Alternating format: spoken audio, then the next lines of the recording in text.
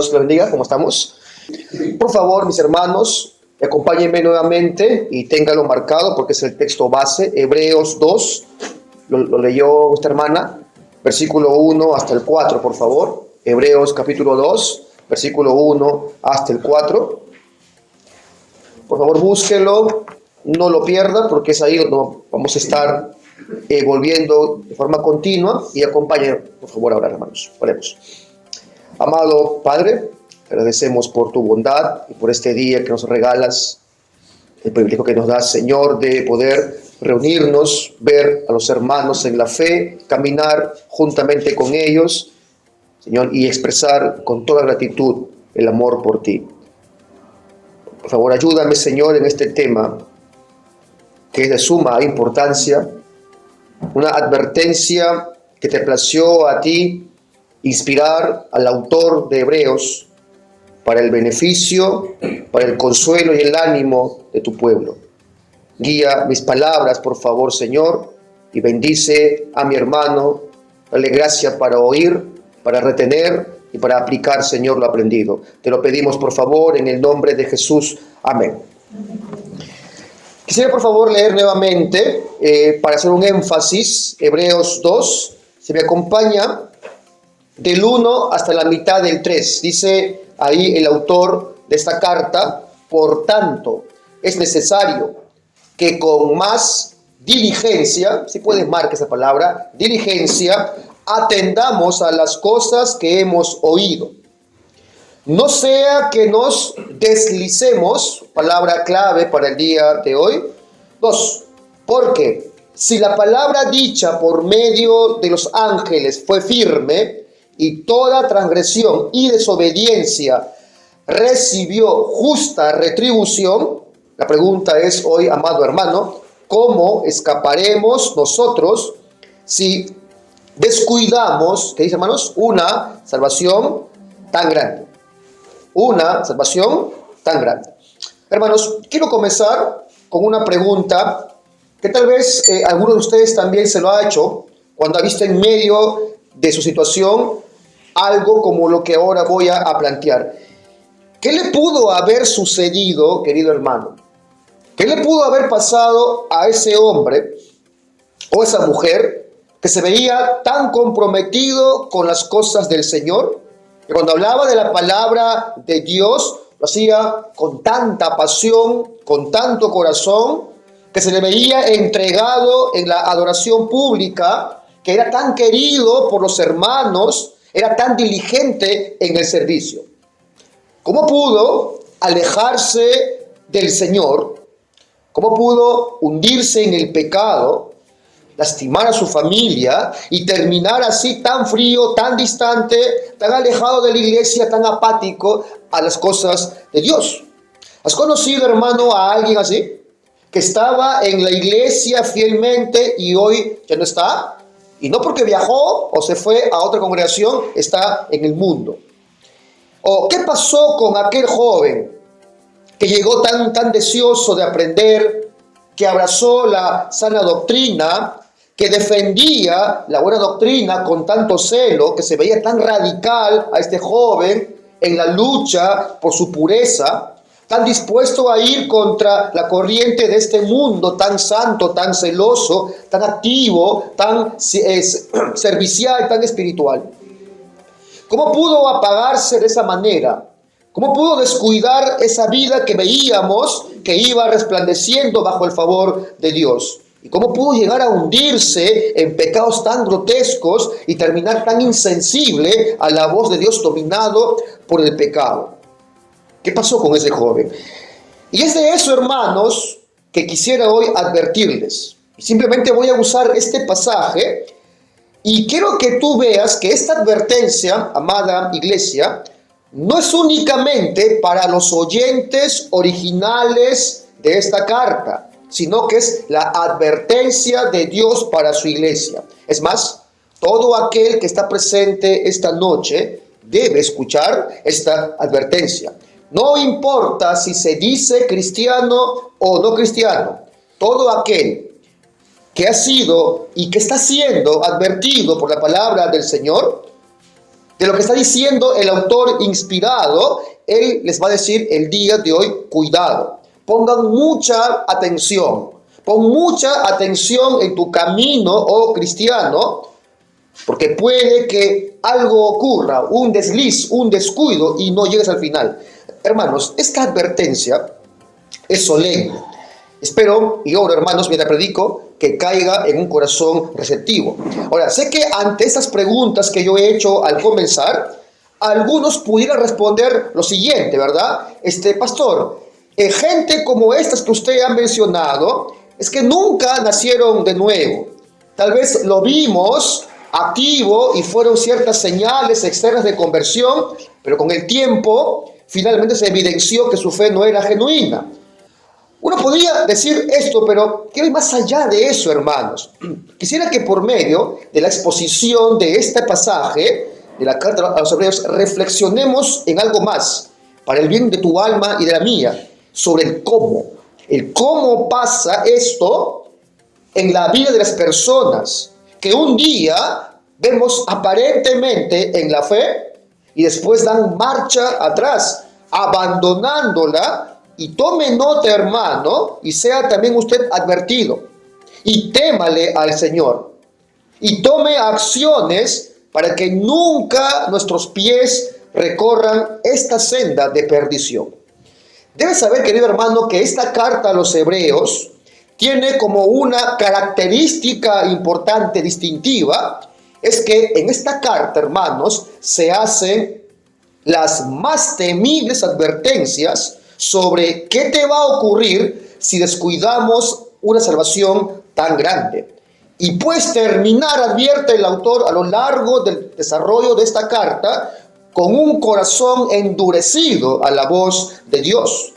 Ahora bien, para los creyentes, mis hermanos, las advertencias de la palabra del Señor, ¿qué hace? Les persuadirá, ¿verdad? Les va a redarguir, harán que estén atentos a sus pasos, harán que corrijan su senda, que retomen su pasión, porque cada advertencia de la palabra de Dios es también, hermano amado, un medio. Es un medio usado por el Señor para que el Señor obre en el corazón aún sensible a la voz de Dios para preservarnos firmes en el camino, mi hermano. Voy a tomar en el sermón de hoy 4 puntos, querido hermano. Así lo he estructurado el sermón el día de hoy. 4 puntos. Voy a acabar con ciertos aspectos prácticos de lo que voy a decir y desglosar del texto. Bien. Punto 1, amado hermano. Veamos entonces el cómo pasa esto. El primer paso, un descuido que puede progresar de forma silenciosa en la vida aún de un creyente. Mira cómo inicia, hermano, el texto que hemos leído. Dice, versículo 1, por tanto. ¿Sí? Dice, por tanto. Ahora, aún no sepamos demasiado de gramática, uno entiende que ese por tanto es una palabra conectora. ¿Sí? Está conectando una idea anterior con una idea actual. Así que ya en el capítulo 1, si usted lee en casa, va a notar que habla mucho de Cristo, la sustancia, quién es Cristo. Es más, es un compendio teológico de cristología, ese primer capítulo de Hebreos. Ahora ese por tanto, está conectando algo el autor. El autor, habiendo hecho entonces en todo ese primer capítulo un trabajo monumental teológico, ahora llegó a la parte práctica, digamos así. Ahora llegó a lo práctico. Habiendo hablado de Cristo de la forma, creo yo, más excelsa en todo el Nuevo Testamento, una forma elevada, profunda acerca de Cristo, compleja también de paso. Ahora el autor pasa de esa contemplación profunda y alta de teología a la forma práctica. Y quiero hacer aquí una aplicación ya temprana. Hermanos, he aquí un modelo de la didáctica para la fe cristiana. Pastor, ¿qué es la didáctica? Es una rama, ¿no? Y los que educamos, esto sabemos, es la rama de la ciencia de la educación que se encarga del estudio y de la intervención en el proceso de enseñanza y cómo uno aprende, ¿verdad? Así que la didáctica tiene una expresión teórica y una práctica. Es el modelo que vemos acá, teórico y práctico. Es el modelo que también muestra la escritura. Es teórico y también es práctico. Dice por tanto el autor. Así que el autor pasa de lo teológico entonces, hermanos, a lo práctico. Y muchos de estas personas que habían dicho creer en Cristo estaban volviendo atrás. Esos judíos que se habían convertido a la fe en Cristo, que habían dicho creer en Cristo, estaban dando marcha atrás, abandonando o pensando abandonar el único camino de salvación, Cristo. Y ojo, no es que querían irse al mundo, es que querían volver a las antiguas prácticas familiares judaicas, a los antiguos ritos familiares judaicos, a su antigua religión, para que no sean ya perseguidos. Pero el autor de Hebreos les advierte que eso justamente era dejar la senda de la verdad y tomar una senda de muerte. Y describe el cómo. Ese primer paso, hermano, que dan muchas veces, tal vez sin notarlo, a aquellos que terminan con un duro corazón, que se apartan de la fe. Aquí nos va a mostrar parte de la respuesta a la pregunta que planteamos al principio: ¿cómo es posible que estas personas que estaban a los pies de Cristo aparentemente vuelven atrás? ¿Cómo pudo alejarse del Señor? ¿Cómo pudo alejarse de esa manera? ¿Cómo pudo hundirse otra vez y cada vez más en sus pecados con una mayor intensidad? ¿Cómo pudo destruir su familia, su testimonio? ¿Cómo pudo llegar a abrazar el error? ¿Cómo terminó viviendo como cualquiera de los hombres de este mundo, enfocado en lo temporal, menoscabando lo eterno? ¿Cómo? Y la palabra del Señor, hermanos, acá nos indica, y tome nota de esto, hermano, el primer paso para llegar a esto es por descuido. Es por descuido. Esta tragedia, hermanos, que uno a veces lo ve, ¿verdad? En la vida misma cotidiana, esta tragedia del cómo pasó esto sucede de forma gradual, hermano. Este primer paso por esta senda de perdición es el descuido, es un desliz. Cuando usted ve toda esta carta, usted va a encontrar que hay 5 advertencias y nos muestra cómo de forma progresiva, de un descuido, luego progresa, y vamos ya en el 12, a este descuidado del capítulo 2, en el 12 ya encontramos duro de corazón, un enemigo de la fe. Dice, por tanto, entonces, es necesario que con más diligencia atendamos a las cosas que hemos oído, no sea, que dice, que nos deslicemos. Y nota que no dice, no sea que neguemos de plano, ¿verdad? Dice, no sea que digas no a él. Dice, si no nos deslicemos. Es que, hermanos, negar a Cristo, darle la espalda a Cristo, no sucede de un día para otro. Comienza con un descuido, comienza con un deslizarse. Este verbo que usa aquí el autor inspirado en el griego, según un erudito en el idioma, es curioso, pero muy diciente, hermanos, porque es la palabra que se usaba para describir el fluir de un líquido, y su uso común era para referirse a la pérdida de líquido en un vaso que estaba rajado, ¿sí? Había una grieta ahí en ese vaso y iba perdiendo ese líquido.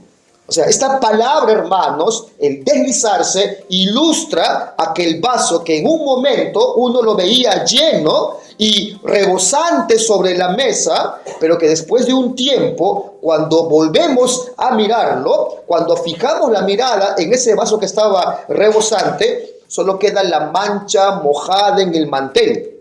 Fue una pérdida que al principio no se notaba mucho, pero que indefectiblemente termina en un vaso vacío.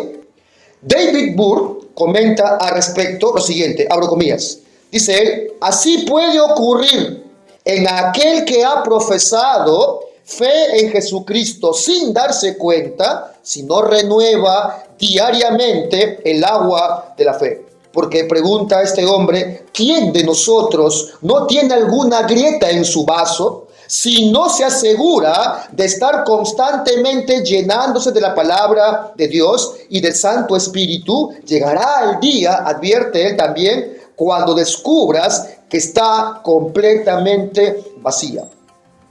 De ahí que, hermanos, el llamado desesperado del autor es necesario, le dice él, con más diligencia, oh hermanos, atiendan las cosas que habían oído. Ahora, algo más. Tal es la riqueza de la palabra del Señor, que esta palabra que usa el autor, deslizarse, también se puede traducir de otra manera, sin perder el sentido que le da el Señor. Ese deslizarse también, más allá de ese fluir de un líquido, de un vaso rajado, también se puede aplicar como algo que es llevado por la corriente o algo que va a la deriva. Se usaba también para explicar algo así. Así que, hermanos, describe cómo una nave, poco a poco y sin notarse, puede estar desviándose de su rumbo. Como un navío, sin darse cuenta, por las mareas, poco a poco va perdiendo el rumbo. Tú te imaginas dejar una barca sobre las aguas, no la anclaste, ¿sí? No tiene ancla, y vienen las tormentas, y vienen los vientos, y cuando tú vuelvas, lo más seguro que es que vas a encontrarla lejos, ¿verdad?, del puerto, lejos de la orilla y en deriva, ¿verdad que sí? Alguien tal vez podría decirme en esta noche: pastor, pero eso a mí no me puede pasar, pastor. Yo soy cristiano, a mí me guarda el Señor. Amado hermano, yo quiero que te quede claro esto, hermano, y escúcheme por favor con atención. Es cierto, es bíblico, es verdad que los cristianos son guardados por el poder de Dios. Pero nunca se olvide, nunca te olvides, hermano, que lo son mediante la fe y las advertencias que da el Señor en su palabra. No somos, como lo dijo alguien una vez, autómatas, hermanos. No somos autómatas. El autor de esta carta está diciéndoles: son salvos por el Evangelio. Eso dijo antes. El Evangelio que le fue predicado, pero ellos debían retenerlo en la memoria. Ellos fueron hechos participantes de Cristo, pero debían retener con firmeza hasta el fin su confianza de principio a fin. Es lo que también dice Pedro. No lo busque, lo leo yo. En 2 de Pedro 3, cuando habla de cómo, de forma sobrenatural, hemos sido incorporados a una nueva naturaleza, dice él: como todas las cosas que pertenecen a la vida y a la piedad, nos han sido dadas por su divino poder. ¿Cómo? Mediante el conocimiento de aquel que nos llamó por su gloria y excelencia. ¿Cómo? Dice: por medio de las cuales nos da preciosas promesas para que por ellas, dice Pedro, llegaseis a ser participantes de la naturaleza divina, habiendo huido de la corrupción que hay en el mundo a causa de la concupiscencia. Bueno, escucha, pero no queda ahí. Ahí explicó, ¿no?, lo hermoso que podemos decir o cantar, que ahora estamos en Cristo, hemos nacido de nuevo, pero ahí no queda, ¿verdad? Luego dice Pedro, dice: también vosotros, dice, poniendo toda diligencia, por esto mismo, añadid a vuestra fe virtud, a la virtud conocimiento, al conocimiento dominio propio, al dominio propio paciencia, a la paciencia piedad, a la piedad afecto fraternal, a ese afecto fraternal amor, porque si estas cosas, dice él, están en vosotros y abundan, no os dejarán estar ociosos ni sin fruto en cuanto al conocimiento del Señor Jesucristo. Pero el que no tiene estas cosas tiene la vista muy corta, es ciego, habiendo olvidado la purificación de sus antiguos pecados. Así que no me digas, amado hermano, que esto no es para ti. Si cualquier persona, por mucho que haya parecido ser creyente, no atiende a las cosas que ha oído, al Evangelio, a sus advertencias, si no retiene en su mente la verdad de Jesucristo con todos sus sentidos, sus evidencias y su importancia, seguramente, por lo que dice el autor, no alcanzará la bienaventuranza celestial. Irá en esa deriva, perderá el puerto de su reposo y le sobrevendrá, como advierte luego, una espantosa destrucción. No es casualidad, hermano, que en esta misma carta el autor de Hebreos diga luego que tenemos un fortísimo consuelo los que, mire que dice, los que nos hemos asido, agarrado de la esperanza que está puesta delante nuestro Cristo y su palabra como segura y firme ancla del alma. Está en el 6 de Hebreos esto, hermano querido. Así que algunos de estos judíos querían volver al antiguo pacto, a los antiguos ritos judaicos para no sufrir por la causa de la persecución. Algunos en esta comunidad a los que se dirige esta carta estaban empezando a deslizarse de su profesión de fe. Y tal vez, hermanos, seguro no era tan notorio para muchos de ellos. Tal vez yo imagino que muchos de ellos, al leer o al leérsele esta carta, se estaban indignando de tan solo escuchar que se estaba sugiriendo que eso podría pasarle en sus vidas. Pero hermanos, así empieza, con un descuido. Así inicia esto, con un desliz, con un no quiero escuchar, con una falta de un sentido de necesidad, de ser continuamente diligente en aquellas cosas que nos han sido dichos para la vida en el Evangelio, hermanos. Somos salvos en Cristo, pero el Evangelio, hermano, también nos dice que lejos de pensar que el pecado ya no tiene ninguna incidencia en nuestra vida, que ya estamos inmunes al accionar del pecado, lejos estamos de eso, amado hermano. Es un error confiar en uno mismo. Es un error confiar que ya no podemos caer nunca más. Es un error no aferrarnos, querido hermano, cada día en tu caminar cristiano con mayor fuerza al Señor, apropiándose de todos los medios que nos ha dejado para la santificación, hermano.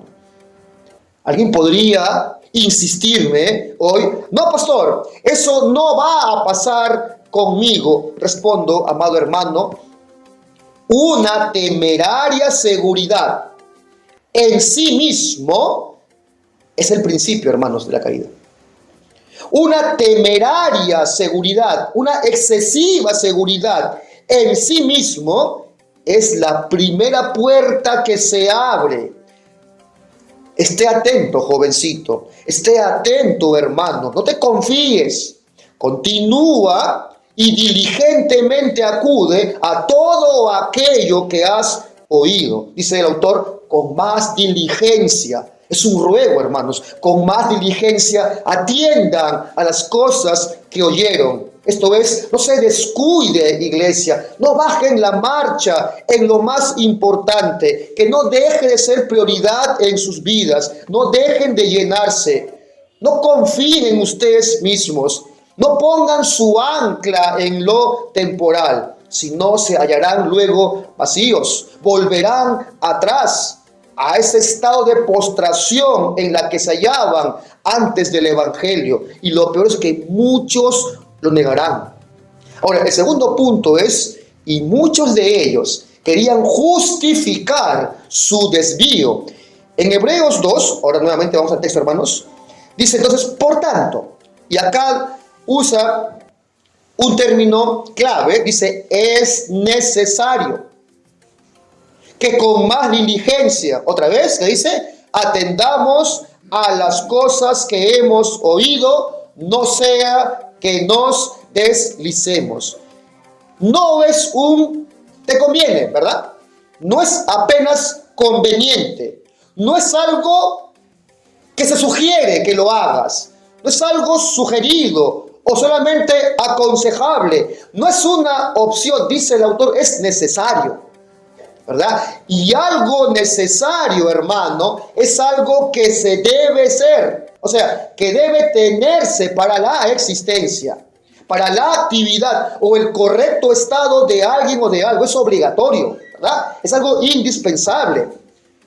Pobre de aquel cuya arrogancia, pobre de aquel temerario que piensa que esto no le puede pasar. Esa arrogancia del hombre caído que se puede engañar pensando que ya está, ¿no? Ya soy, ya lo he logrado, ya lo tengo, ya lo conseguí. Hermanos, la necesidad es inherente. O sea, hace parte de tu naturaleza y de la mía como criaturas. Más bien, no tener necesidad de nada es un atributo divino, hermanos. Se llama aseidad. Y la aseidad es exclusiva de Dios. Ni tuya ni mía. Somos criaturas. Así que, hermanos, usted y yo seremos en esta existencia, ahora y por eternidad, unas hombres y mujeres que necesitamos de Dios. Mira cómo registra la Biblia, más bien, con fuertes palabras del Señor, a una iglesia, a creyentes que arrogantemente pensaban de sí mismo como algo ya terminado, algo ya logrado. Apocalipsis 3:17 dice ahí, el mismo Señor hablándole a una iglesia, dice en el 17, porque tú dices, yo soy rico y me he enriquecido. Escucha lo que decía esta iglesia. Y de ninguna cosa tengo necesidad. Y no sabes que tú eres un desventurado, le responde el Señor. Miserable, pobre, ciego y desnudo. Por tanto, yo te aconsejo que de mí compres oro refinado en fuego para que seas rico, y vestiduras blancas para vestirte, y que no se descubra la vergüenza de tu desnudez. Y unge tus ojos con colirio para que veas. Yo reprendo y castigo a todos los que amo. Sé pues celoso, y que dice, arrepiéntete. Pastor, no es necesario que atienda todos los sermones. No es necesario, pastor, que tenga que congregarme todas las veces en el día del Señor. No es necesario que yo siga estudiando la palabra de Dios con esa regularidad de un estudio dedicado. No hace falta, pastor, tener tanta comunión con los hermanos. No hace falta, pastor, estar tan unido a la iglesia en cada actividad, en su cuidado. No hace falta, pastor, que sea tan diligente en mi servicio. No hace falta, pastor, que sea una prioridad en mi vida. Sí lo es, hermano. Sí lo es, hermano. Y no solamente es necesario, sino que debes buscar hacerlo cada vez más con mayor diligencia. Dice, atendamos a las cosas que hemos oído, no sea que rechacemos luego el evangelio, no sea que reneguemos de él y de la iglesia y caigamos en apostasía. Dice el autor, no sea que nos deslicemos. Y toma nota de esto, hermano, y tema a Dios, dice él, algo más. Y te pregunto, ¿qué creen ustedes, queridos hermanos, que sucederá con aquel que menosprecie, como dice el autor, esta salvación tan grande que hemos recibido en Cristo? La respuesta es que el juicio de Dios un día te dejará en ese camino, que no empezó con una negación radical, ¿verdad? No empezó con un acto terrible de inmoralidad, no, comenzó con un descuido. Quiero citar a Warren Wiersbe sobre este pasaje, él cuenta algo. Escucha eso, por favor. Dice él, ahora comienza. Dice él, la próxima vez que cantes Fuente de la Vida Eterna, recuerda que el compositor Robert Robinson se convirtió bajo la poderosa predicación de Josh Whitfield, pero que más tarde se apartó del Señor. Había sido usado grandemente como pastor, pero el descuido de las cosas cotidianas del cristiano le hizo descarriarse, y con el fin de encontrar paz comenzó a viajar, pero durante uno de sus viajes conoció a una joven que era evidente que era una creyente firme, y esta joven le preguntó, ¿qué opina de este himno que he estado leyendo?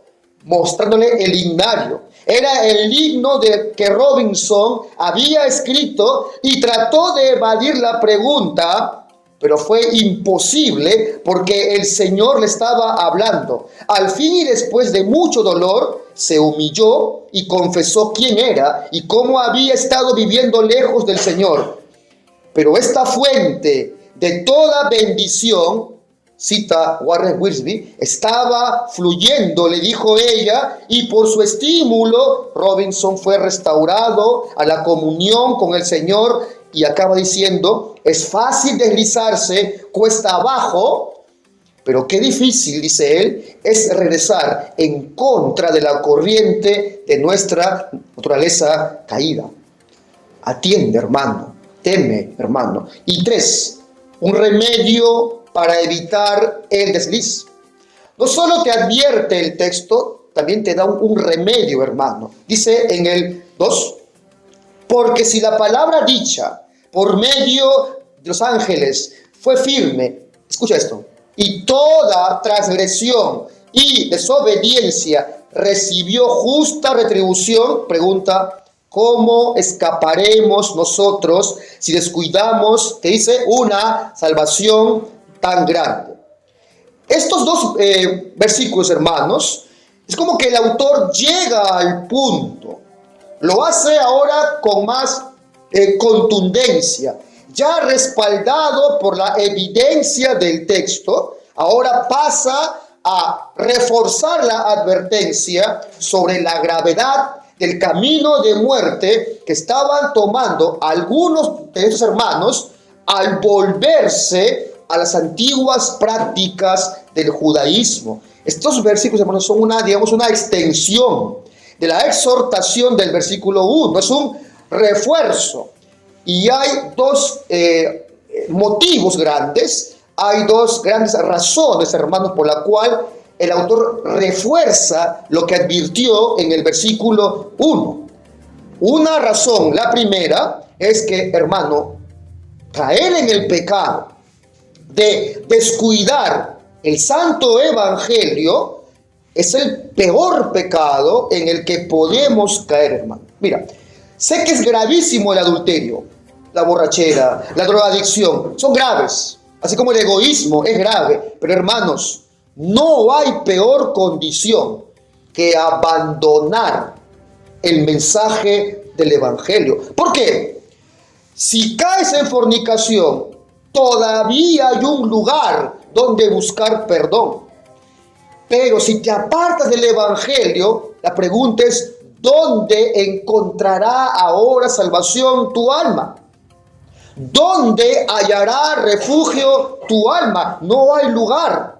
No hay peor condición para el hombre que apartarse, que dejar de creer, dejar de confiar de corazón en el mensaje del evangelio.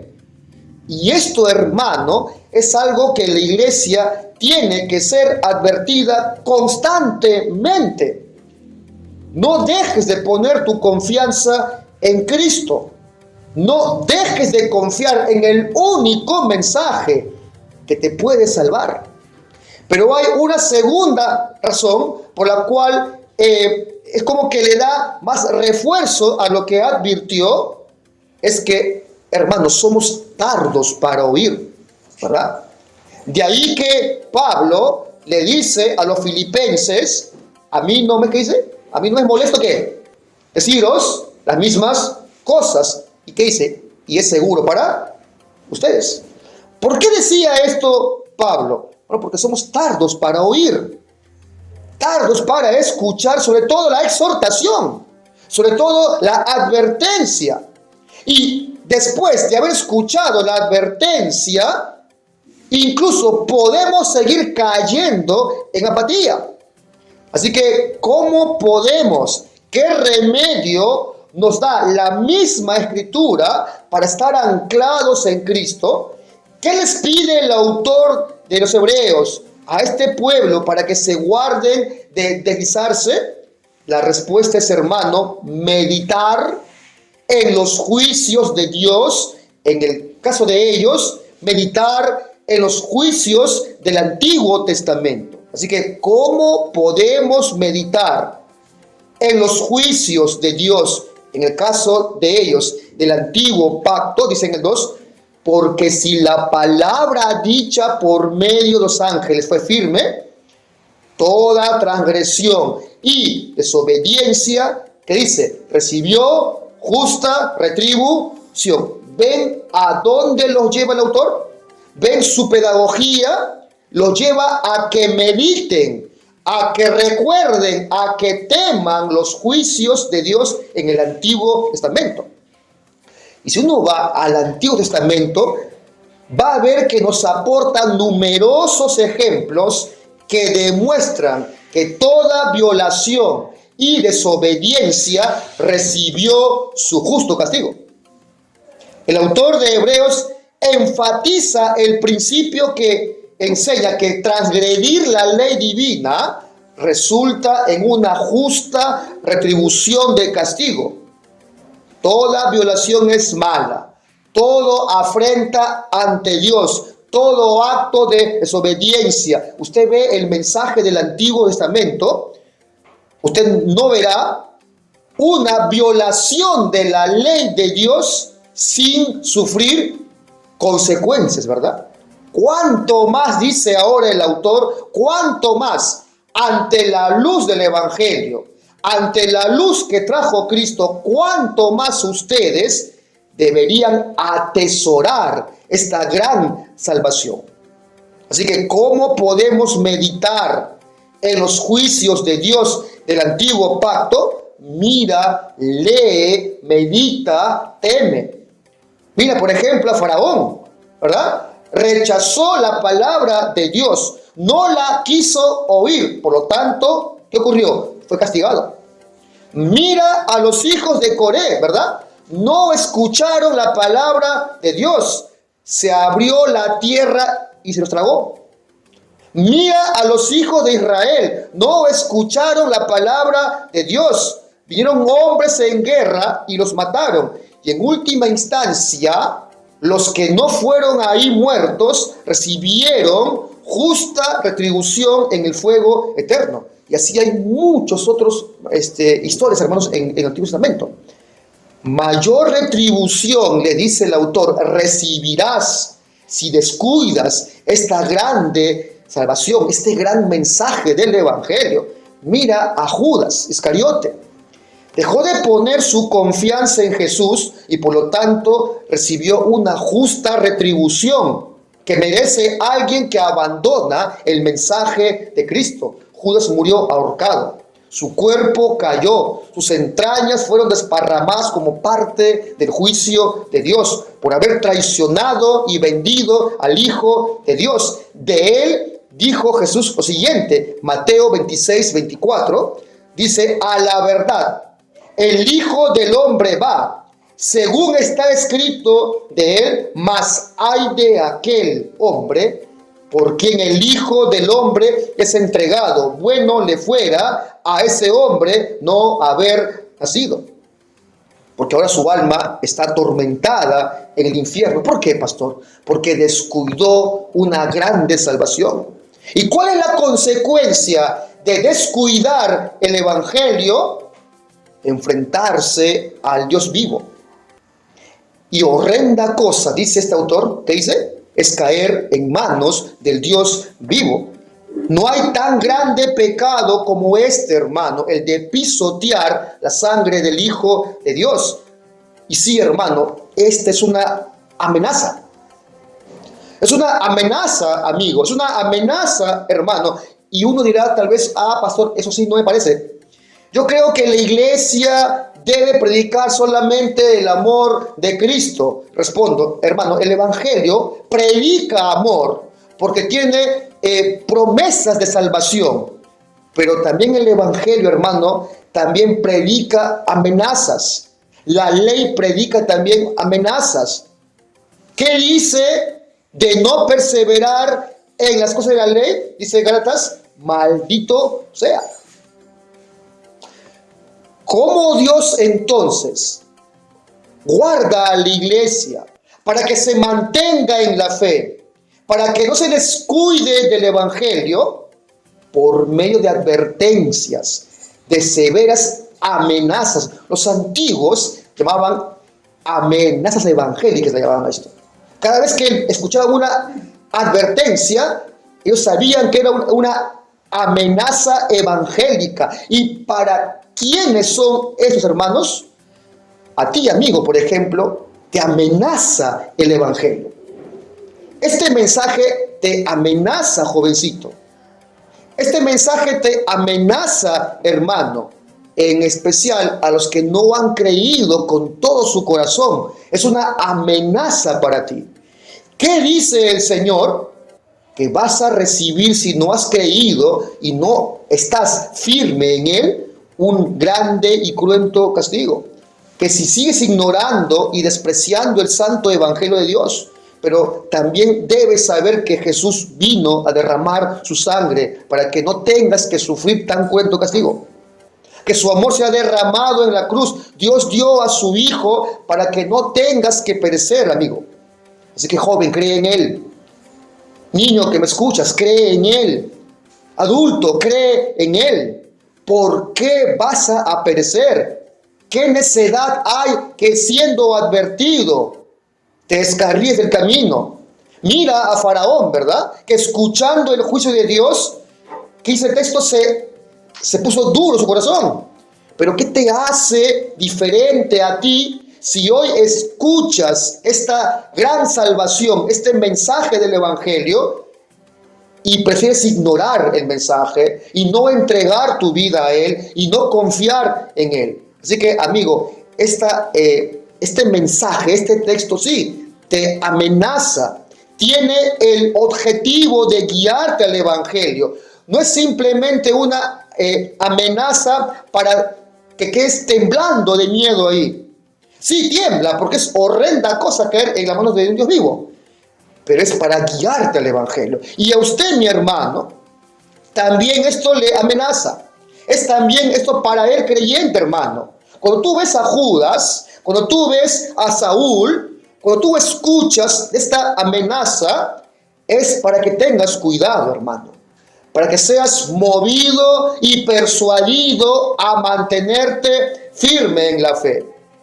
Es para que seas movido y persuadido a estar más anclado y seas más diligentes.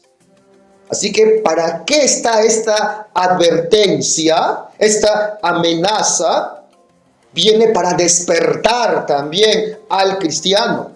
Viene para despertar también al creyente que está ahí, adormitado, ¿verdad? Que se está descuidando, que se está... que sus prácticas lo describen más como un hombre que busca el placer, que es más mundano, que está descuidando sus deberes espirituales.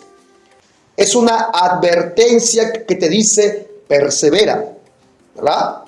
Te llama a persevera, sé más diligente. Ahora, puede también aquí haber hermanos que están avanzando con firmeza en el Señor, que están creciendo aún con sus luchas. Para ti, hermano, para ti, hermana, esto te consuela, ¿verdad? Tú que vas caminando en este camino del Señor con lágrimas, con sufrimiento, con dolor, te recuerda que nada de esto puede caer sobre ti. Te recuerda que Cristo ya lo recibió y serás guardado porque Cristo cumplió la obra y Él te mantendrá hasta el final, ¿verdad? Quiero cerrar, hermanos, con puntos prácticos al respecto. Uno, hemos visto cuando comencé el sermón el modelo de esta carta, ¿sí? La didáctica que usa el autor. Mira cómo pasó, ¿verdad? De lo teológico a lo práctico. Y, bueno, y esto es algo que nos enseña mucho, sobre todo para la iglesia actual, ¿verdad? Que busca lo práctico, ¿no es cierto? Muchos piensan así, ¿no? Mira, no me hables demasiado de doctrina, de teología, ¿no?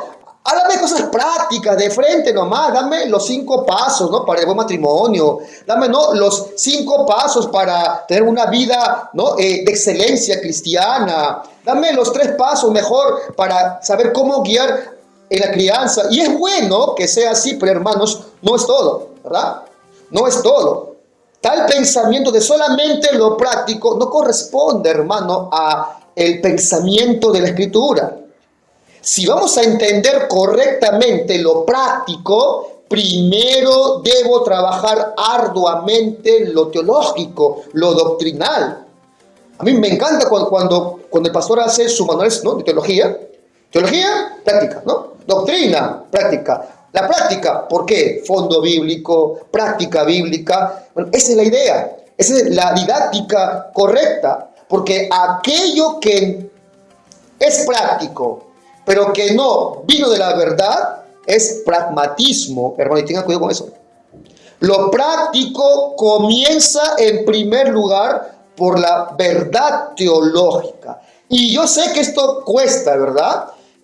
Cuesta sentarse a meditar, a estudiar, a masticar bien, ¿verdad? Pero hermano y hermana, la vida cristiana fructífera se basa en doctrina sólida.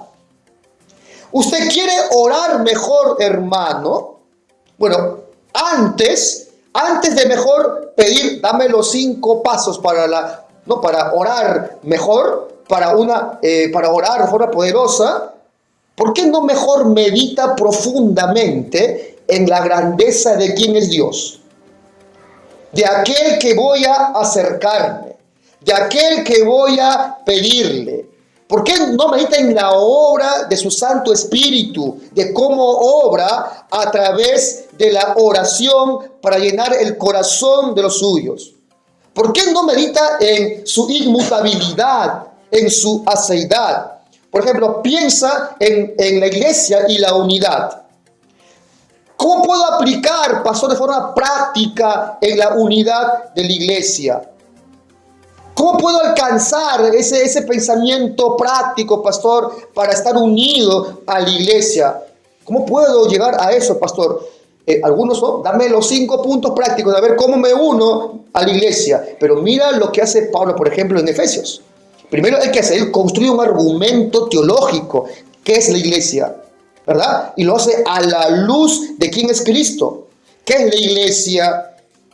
¿Qué es el cuerpo de Cristo? Nos habla de cómo somos unidos por la sangre de Cristo y por lo tanto estamos unidos a la iglesia. O sea, entendemos el fundamento y luego voy a lo práctico. Entiendo la unidad dada por el Señor, ahora guardo la unidad en la vida práctica, ¿verdad? Es el punto, hermanos.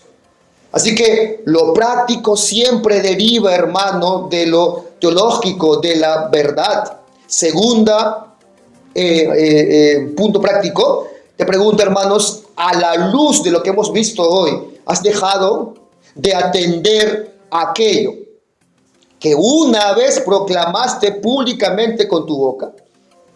¿Qué le está exhortando continuamente hoy el autor a usted?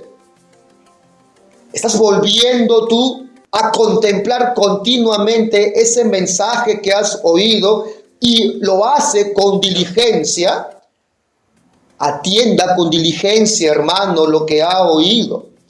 Queremos que sigas en esta congregación o en otra, pero en la fe, ¿verdad? En la verdad, no en perdición, no en el mundo. Tercero, de la advertencia del autor también uno puede algo rescatar. ¿Sabes cuál será, hermano, la tentación más grande cuando llegue la persecución?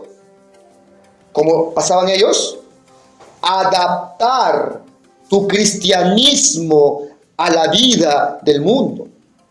Y debes saber, querido hermano, que Dios te ha llamado a estar firme. Y que cuando llegue la persecución, estés inconmovible en tu fe. Sea que venga del Estado la persecución, sea que venga de afuera o de adentro, quiera el Señor que cuando llegue, hermano, eso, todos ustedes, mis hermanos, estén firmes. Se mantengan firmes. Mira tu entorno, querido hermano. Mira las prácticas del día de hoy, ¿no? Con cuánta ligereza se toma hoy las cosas santas, ¿no? Cómo se ha impregnado eso incluso hoy en la iglesia. Cuánto placer, por ejemplo, puedes darte hoy con tanta facilidad. ¿Cómo puedes tan rápido concederle los deseos de tu corazón engañoso? Y al momento puede no sonar tan ligero. Pero hermanos, tengan cuidado. Tengan mucho cuidado.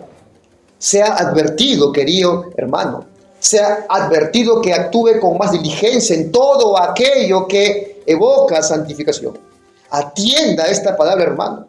Sabemos que varios, como pastor tiene que ver eso continuamente, han vuelto atrás.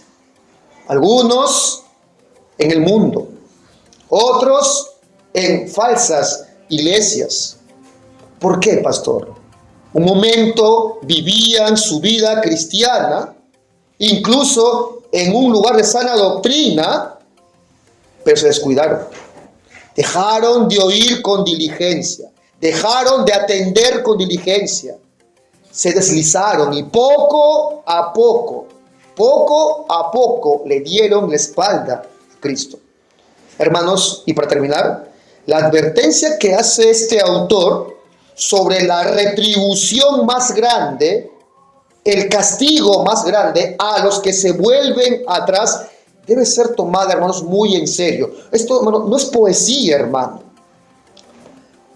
Cuando me preguntaron una vez, pastor, la retribución de un pagano incrédulo y de alguien que dijo creer, pero volvió atrás por alguna razón, ¿es lo mismo? No, hermano, es lo mismo. Porque para un incrédulo, mientras viva, aún hay esperanza.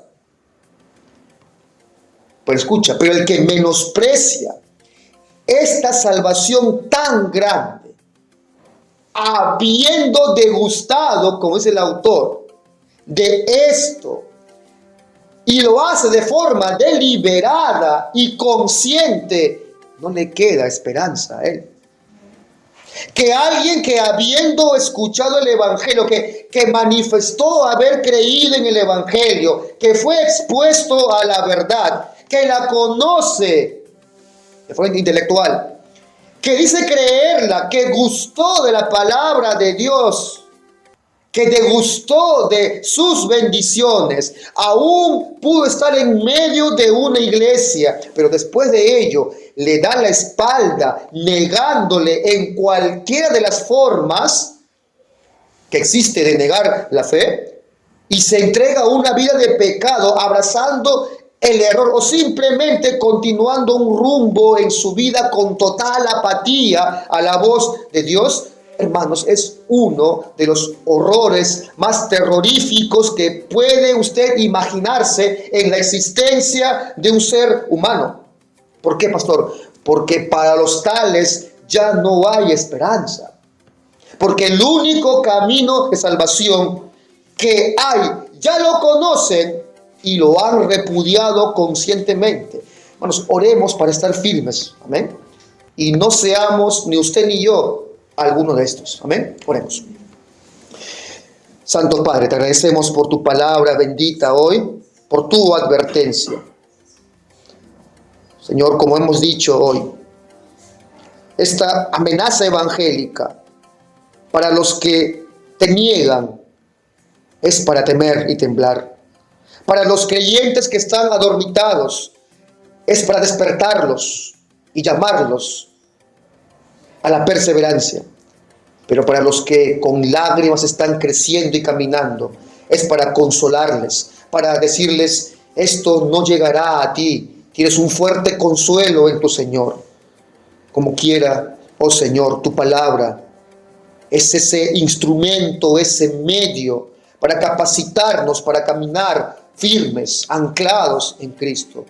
Quieras tú, oh Señor, hoy haber puesto esta palabra en el corazón de mi hermano y mi hermana, del joven que me escuchó, de aquel que me oyó, que él sabe en su corazón de la infidelidad para con Cristo, que puede estar en medio nuestro, pero lejos de ti. Quieras tú, oh Señor, guiarlo, llamarlo, reprenderlo, para que corra a Cristo. Concédele, Señor, a todo aquel que escuche esta advertencia y corre a Cristo, concédele salvación, Señor, que se arrepienta y dale fe, oh Padre.